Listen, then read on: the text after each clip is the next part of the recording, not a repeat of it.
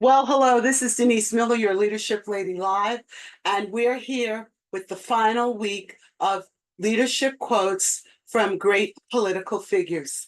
This week, we're going to speak on two quotes from two presidents of countries in Africa.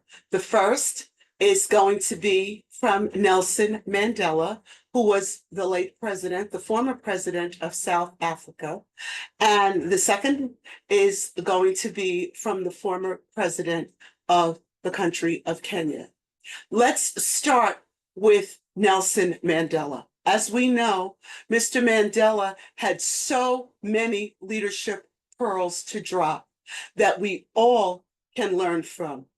We watched him go from a position of one where he could have had revenge to forgiveness. And in that forgiveness, he pulled a whole country together. He decided to gather in his enemies so that he could form a cohesive government. And this is the quote that we have from Mr. Mandela. It is better to lead from behind and put others in front, especially when you celebrate victory when nice things occur.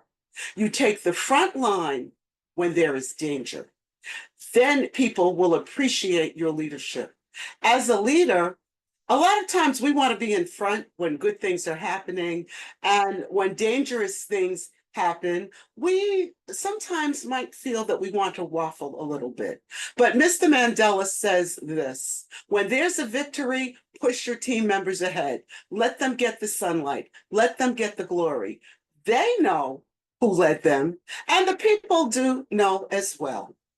So think about this as a leader. When there is sunlight to be received, are you pushing ahead the people who did all the grunt work on the projects? Are you pushing ahead the people who would not necessarily be noticed unless you cause that to happen? Are you pushing ahead the people who rarely get the limelight, but who really do deserve it? And then when there is danger, are you getting out in front and standing up and leading? When there is criticism, when there are harsh words said about the work of your team, what are you doing to absorb that so that your team members don't have to? Those are some things to really think about, because as human beings, we want to shrink back from what's uncomfortable. But as leaders, we do not have that convenience. We need to step up and take it on the chin, as it were. The second quote is from former President Kibaki of Kenya, and he says, leadership is a privilege to better the lives of others. It is not an opportunity to satisfy personal greed. In our current climate here in the United States, that is something that we need to think about, whether it's in industry, whether it's in government, whether it's in the educational system. If you're a leader, what are you doing to better the lives of others? What are you doing to make sure that others prosper, that others do well? What are you doing to make sure that your clients and that your constituents get the best out of your team or out of your organization? Is it all about others, or is it all about you?